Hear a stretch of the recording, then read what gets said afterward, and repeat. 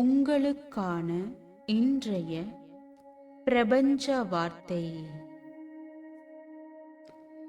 உண்மையான பிரார்த்தனை என்பது இல்லாதவைகளை இறைவனிடம் கேட்பது மட்டுமல்ல, இருக்கும் அனைத்திற்கும் இறைவனுக்கு நன்றி தெரிவிப்பதும் தான்.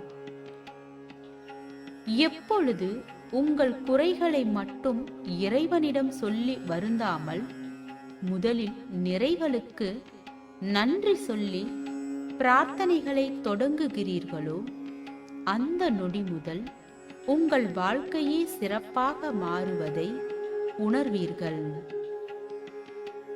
வாழ்க வளமுடன்.